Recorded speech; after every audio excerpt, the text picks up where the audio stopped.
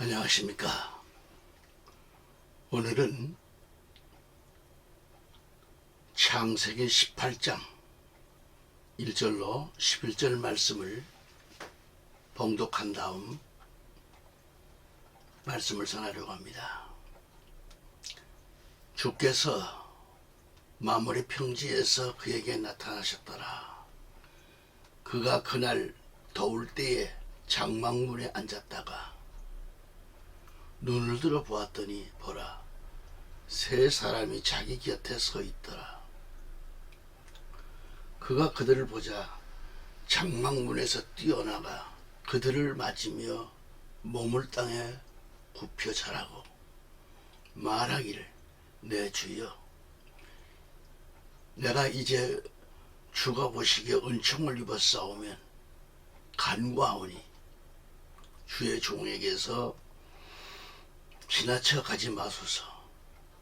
내가 간구하오니 물을 조금 가져오게 하여 당신들의 발을 씻기시고 나무 아래서 쉬소서. 내가 빵을 가져오리니 당신들의 마음을 위로하신 후에 길을 계속 가소서. 이는 당신들께서 당신들의 종에게 오셨음이니이다 하니 그들이 말하기를, 네가 말한 대로 그리하라 하더라. 아브라함이 급히 장막에 들어가 사라에게 가서 말하기를, 고운 가루 3대를 속히 가져다가 반죽을 하여 화덕 위에다가 과자를 구우라 하고, 아브라함은 솥대기로 달려가서 부드럽고 좋은 송아지 한 마리를 가져와 청년에게 주니 그가 그것을 잡아 요리하더라. 아브라함이 버터와 우유와 그 사람이 요리한 송아지를 가져다가 그들 앞에 차려놓고 나무 아래서 그들 곁에 서니 그들이 먹으니라. 그들이 아브라함에게 말하기를, 내 아내 사라는 어디 있느냐 하니 그가 말하기를, 보소서, 장막 안에 있나이다 하더라. 그가 말씀하시기를, 내가 생명의 때를 따라 분명히 네게로 오리니 보라, 내 아내 사라가 아들을 가질 것이니라 하시니 사라가 그 뒤에 있는 장막문에서 그 말을 들었더라. 아브라함과 사라가 나이를 많이 먹어 늙었고 사라에게는 여인들과의 관계도 끝났으므로. 아멘.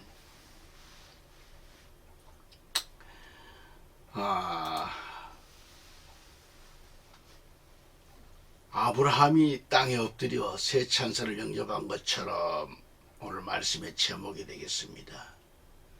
그리고 잘 대접한 결과 이삭을 등록하게 하신 하나님이시죠. 잠깐 기도드리고 말씀을 전합니다.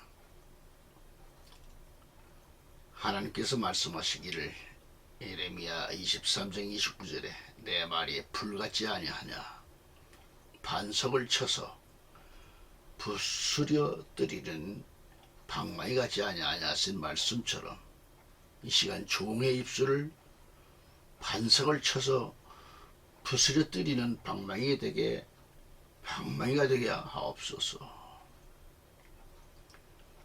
또한 이사야 6장 6절 7절의 말씀처럼 부젓가락으로 핀 숯을 내 입술에 대어 부정한 것들을, 악한 것들을 취하여 주옵시며 성령 하나님의 도구로서 말씀을 선포하게 하옵소서.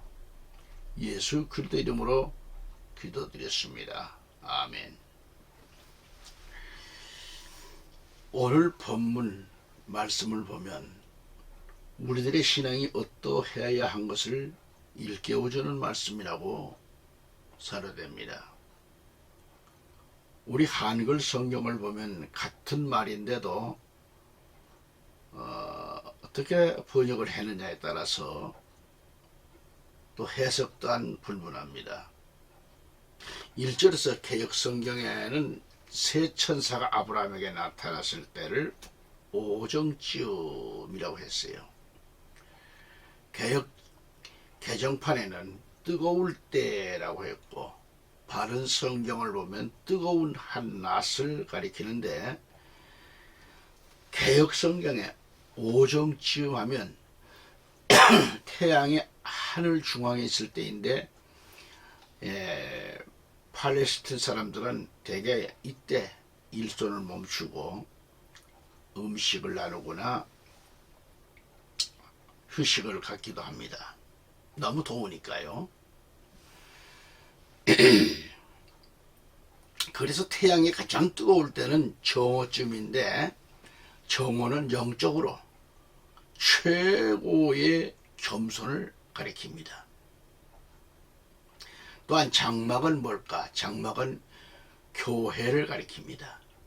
이때 아브라함이 장막문에 앉았을 때, 즉 교회 앞에 앉았을 때 눈을 들어 바라보는데 사람 셋이 맞은편에 서 있는데, 아브라함이 그 세 천사를 보자마자 장막문에서 벌떡 일어나 달려갑니다. 달려가서 맨 땅에 엎드려 세 천사를 영접하라 합니다.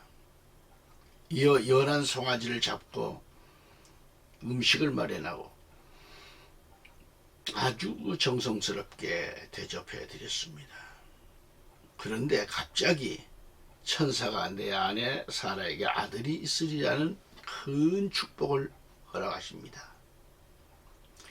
아브라함이 장막문에 앉아 있다가 달려갔을 때와 신약 성경에 삭개오가 달려갔다는 것은 동격입니다. 아브라함이 달려갔을 때 네게 아들이 있으리라고 했고, 내 후손에게 구원이 있으리라는 엄청난 말씀을 약속받았습니다. 이처럼 삭개오가 달려가 예수님을 영접하고 집으로 영접하고 대접했을 때 오늘 구원이 이 집에 있으리라 그랬어요. 이스라엘의 뽕나무는 한국산보다 더 높다 그럽니다. 삭개오가 구원받은 것은 뽕나무에 올라갔기 때문입니다. 만일 삭개오가 뽕나무 위로 올라가지 않았거나 반대로 뽕나무에 올라갔지만 예수님을 보고서 예수님의 그 부름의 뽕나무 위에서 내려오지 않았더라면 구원은 불가능했을 것입니다. 그렇다면 삭개오가 왜 뽕나무에 올라갔을까? 삭개오는 왜 뽕나무에 올라갔을까요? 이것은 영적인 큰 의미가 있다고 봅니다. 열왕기상 10장 27절에 가서 보면, 또 왕이 예루살렘에서 은을 돌같이 많게 하고 백향목을 골짜기에 돌무화과 나무같이 많게 하였더라 그랬어요. 하나님은 은을 돌같이 많게 하고 백향목을 골짜기에 돌무화과 나무같이 많게 하였더라고 했습니다. 여기 돌무화과 나무는 우리 성경에는 뽕나무로 나와 있습니다. 우리나라에도 뽕나무가 참 많지요. 이스라엘과 우리나라의 풍습과 같은 것이 약 300여 가지나 된다고 그러죠. 영적인 차원에서 뽕나무에 대해 길지만은 간단하게 요약해서 요점만 말씀드린다면, 뽕나무는 원어의 카바입니다. 카바인데 박하인데 박하는 눈물의 골짜기를 뜻하고 있죠. 다시 말하면 뽕나무는 십자가를 상징합니다. 또한 뽕잎은 말씀을 상징하겠고요. 누에는 성도를 상징합니다. 벚이 나비는 부활 성도를 가리키고, 뽕나무 밭은 교회요, 농부는 하나님을 말씀하고 있죠. 아무튼 영적인 깊이가 깊습니다. 누가복음 17장 6절에 보면 주께서 이르시되 너희에게 만일 겨자씨 하나일 만한 믿음이 있었더라면 너희가 이 뽕나무에게 이르기를 뿌리째 뽑혀 바다에 심겨라 하였을 것이요 그것이 너희에게 순종하였으리라고 했습니다. 애청자 여러분, 동역자 여러분, 예수님께서는 믿음의 도리에 대하여 설명하시며 뽕나무에 대하여 말씀하셨습니다. 그렇다면 믿음이 무엇인가? 십자가의 보혈, 십자가의 도를 믿는 것이 믿음이죠. 고린도서 1장 18절에 십자가를 선포하며 멸망하는 자들에게는 어리석은 것이로되 구원받은 우리에게는 하나님의 권능이니라고 했습니다. 여기서 도는 말씀이죠. 구원받은 성도는 말씀을 선포도 합니다. 주의 종은 우리 역시 말씀 선포자입니다. 그렇다면 믿음이 무엇이냐? 십자가의 도가 말씀 선포자이죠. 십자가의 도로 주 예수를 선포하고 믿는 겁니다. 십자가의 도는 비밀입니다. 뽕나무 속에 숨겨져 있음을 우리 예수님께서 뽕나무 비유를 들어 말씀하셨습니다. 그래서 뽕나무에 대해서 의미가 커요. 시편 84편 6절에도 눈물 골짜기로, 즉 박하 골짜기, 여기서 박하는 뽕나무라고 그랬죠. 성경의 뽕나무 하면 십자가를, 또 많은 셈하면 진리를 그렇게 말씀합니다.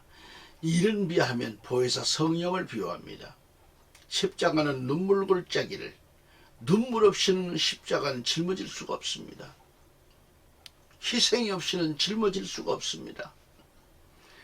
십자가를 통행할 때에 그것으로 많은 셈의 곳이 되게 하며 오직 참된 교회와 진리의 말씀은 십자가입니다. 십자가를 무시하거나 지지 않는다면 참교회, 참목사, 참교인은 아닐 겁니다. 이른비, 즉 보혜사 은혜로, 이른비 은혜로 보혜사 성령, 그러니까 십자가의 말씀이 들어가면 성령이 충만하게 됩니다. 그래서 십자가를 무시할 수 없죠. 마태복음 10장 38절에 또 자기 십자가를 지고 나를 쫓지 않는 자는 내게 합당치 아니하리라 라고 말씀했습니다. 마태복음 16장 24절 25절을 쭉 읽어보면 그때 예수님께서 자기 제자들에게 이르시되 어떤 사람이 나를 따라오려거든 자기를 부인하고 자기 십자가를 지고 나를 따를지니라고 하셨고, 25절에 누구든지 자기 생명을 구원하려는 자는 그것을 잃을 것이요, 26절에 사람이 만일 온 세상을 얻고도 그 자기 혼을 잃으면 무슨 유익이 있냐. 27절에 사람의 아들이 아버지의 영광 중에 자기 천사들과 함께 올 것이요. 28절에 진실로 내가 너희에게 이르노니. 17장 마태복음 17장 1절에 넘어가서 엿새 뒤에 예수님께서 베드로와 야고보와 그의 형제 요한을 취해 따로 그들을 데리고 높은 산으로 올라가사라고 했습니다. 아브라함이 달려나가서 세 천사를 영접하고 연한 송아지를 잡고 좋은 음식을 준비하여 잘 대접한 결과 이삭을 등락하는 복을 받았습니다. 아브라함은 부친 데라로부터 많은 재산을 상속받았습니다. 아브라함은 많은 토지와 많은 재산을 소유한 자입니다. 그런데 아브라함은 그 많은 본토의 재산을 다 버리고 본토를 떠납니다. 이렇게 할 수 있다는 것은 정말 어려운 일이죠. 하지만 아브라함은 모든 것들을 재산과 함께 다 버리고 이제부터 하나님 중심으로 살기를 위해서 본토 친척의 집을 곁을 미련 없이 떠난 겁니다. 우리나라 목회자들이 아브라함에 대해서 깨달았다면 세습하는 일은 없었을 것입니다. 이는 하나님 중심의 사상이 없는 자라면 엄청 어려운 일이죠. 또 하나 아브라함은 하나님 주신 그 모든 것을 버리고 하나님의 뜻을 순종하기 위해서 갈대아 우르에서 떠나게 된 것은 순종이 제사보다 낫다는 하나님 말씀을 따르기 위한 결단이었습니다. 존경하는 애청자 여러분, 동역자 여러분, 갈대아 우르는 이 세상 도시 장망성의 모형입니다. 하늘의 도성 거룩한 새 예루살렘은 이 세상 장망성을 떠난 자들에게 약속되어진 축복의 땅입니다. 천국은 자기의 모든 소유를 다 판 자만이 보화가 있는 밭을 살 수 있는 것처럼 천국은 그런 자의 것이라고 마태복음 13장 44절은 가리키고, 유대의 한 부자 간원은 이에 대한 결단이 없었기 때문에 천국에 들어가지를 못하고 구원의 도에 실격되고 만 것을 마태복음 19장 16절 22절에서 보여주고 있습니다. 우리는 무엇을 버려야 되는가? 탐욕을 버리는 겁니다. 탐욕을 버리고 주님 맞이할 준비를 해야 됩니다. 애청자 여러분, 전국의 해외에서 이 방송을 듣고 계신 동역자 여러분, 선교사 여러분, 지금 이 시대를 이기고 주님 앞에 가려면 그 어떤 것이든 탐욕을 버려야 합니다. 야고보서 1장 15절에 그러지 욕심이 태하면 죄를 낳고 죄가 완료되면 사망을 낳느니라고 했습니다. 골로새 3장 5절에 그러므로 땅에 있는 너희 지체들을 죽이라. 그것들은 음행과 부정함과 무절제함, 애정과 악한 욕정과 탐욕이니 탐욕은 우상숭배니라고 하셨습니다. 이처럼 탐욕의 늪에 빠져있는 자들은 갈대아 우르를 떠날 수 없습니다. 아무리 본만 해도 안 듣습니다. 갈대아 우르를 못 떠나요. 그러나 아브라함처럼 갈대아 우르를 떠나라는 이 하나님의 뜻에 순종하려면 모든 탐욕을 속히 버려야 합니다. 애청자 여러분은 각자의 지체들을 죽여야 합니다. 죽여야 할 지체들이란 뭐예요? 곧 음행하는 것, 부정한 것, 무절제한 것, 애정, 악한 욕정, 이런 탐욕을 버리고 이제부터 주님만 따라야 돼요. 지체들을 죽여야 하고, 탐욕은 우상숭배라고 했습니다. 아브라함은 먼 발치에 서 있는 새 천사를 보고 달려가 두 무릎을 꿇고 맞았으며 연한 송아지를 잡고 요리를 해서 진수성찬을 마련해서 아무런 조건 없이 대접해 드렸습니다. 그 대가로 이삭을 등남케 하는 큰 선물을 허락받았지 않습니까? 큰 축복을 받았습니다. 우리가 알아야 할 것은 가나안 땅 저 천국의 기업은 육신의 지체들을 죽이지 않고서는 들어갈 수가 없다는 것을 알아야 합니다. 탐욕이 없는 사람 말이 들어가는 축복의 땅입니다. 열왕기하 5장 20절 27절을 보면 게하시는 탐욕 때문에 문둥병자가 되었습니다.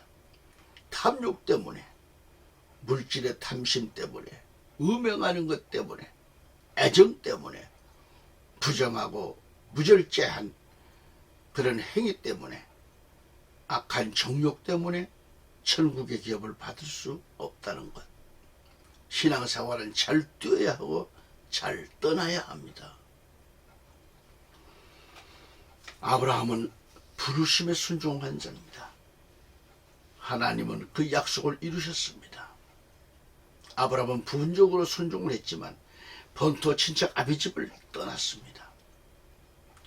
잘 먹고 잘 살 수 있는 엄청난 재산과 육적으로 보면 부족함이 없는 조건들, 부유함이 보장된 자리지만 다 버리고 하나님의 부르심에 조건 없이 떠났습니다. 참으로 어려운 결단을 했습니다.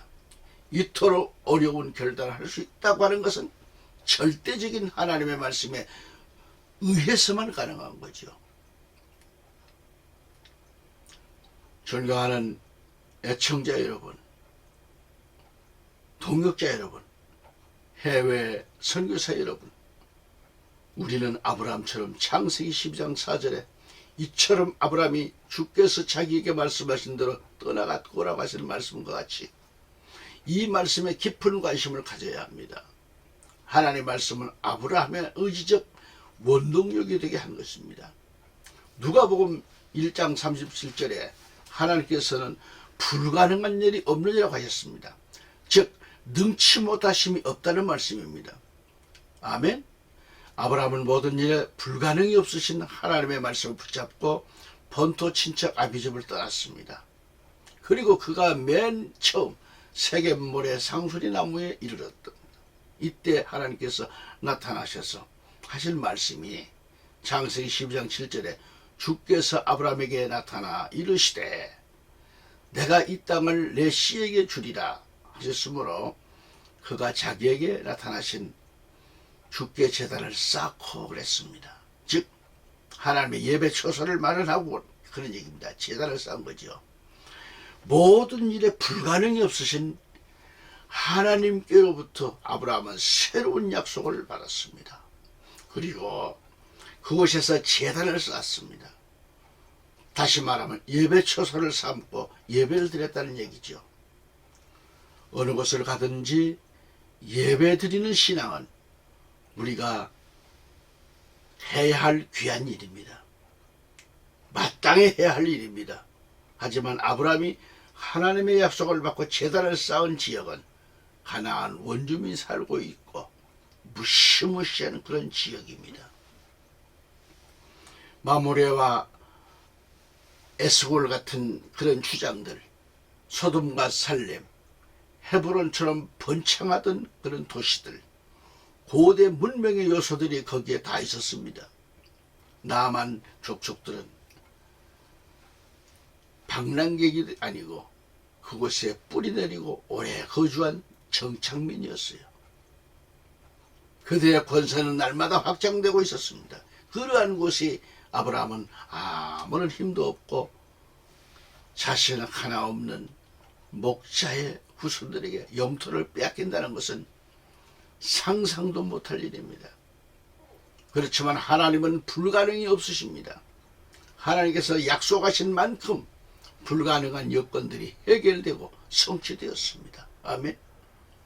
오늘 말씀을 결론 짓습니다. 끝으로 믿음의 목적이 무엇인가 하는 거예요. 로마서 4장 20절에 믿지 아니함으로써 하나님의 약속에 관하여 흔들리지 아니하고 오히려 믿음이 강해져서 하나님께 영광을 돌리며라고 했습니다. 아브라함은 믿음으로 하나님께 영광을 돌려드렸습니다. 믿음의 궁극적인 목적은 하나님께 영광을 돌려드리는 데 있습니다. 히브리 11장 6절에 믿음이 없이는 하나님을 기쁘시게 못한다고 했습니다. 아브라함의 신앙은 하나님의 약속이나 축복, 선물에 있는 것이 아니라 그게 목적이 아니라 자기중심적인 믿음이 아니라 오직 하나님만을 전적 의지하고 믿는 신앙이지요. 어떤 경우도 주님의 만능을, 사랑을, 영광을 믿는 진실한 믿음이 아브라함의 믿음입니다. 로마서 4장 5절에 일을 하지 아니할지라도 경건치 아니한 자를 의롭다 쓰는 일을 믿는 자에게는 그의 믿음을 의로 여기시느니라 했습니다. 아브라함이 의롭다함을 받는 것은 신약 시대에 우리에게도 큰 깨달음을 주는 말씀입니다. 의로 여기셨다고 하는 이 말씀은 아브라함만 위한 말씀이 아니라 의로 여기심을 받을 오늘 우리에게도 위함이어야 됩니다. 아브라함은 장차 될 일을 믿어서 의로 얻었으나 우리는 그 약속 성취로 오신 예수 그리스도를 믿음으로 의를 얻는 거죠. 오늘도 주님 품 안에 안기셔서 주님의 명령에 따라 순종 열정으로 하나님 나라를 유업으로 받는 동역자 여러분, 애청자 여러분, 매일매일 예배를 드리며 찬송을 드리며 기도를 함으로 영적 생활에 충전을 받아 승리하는 의로운 그런 여러분들, 동역자 여러분, 애청자 여러분 되시기를 우리 주 예수 그리스도 이름으로 축원합니다. 아멘. 할렐루야.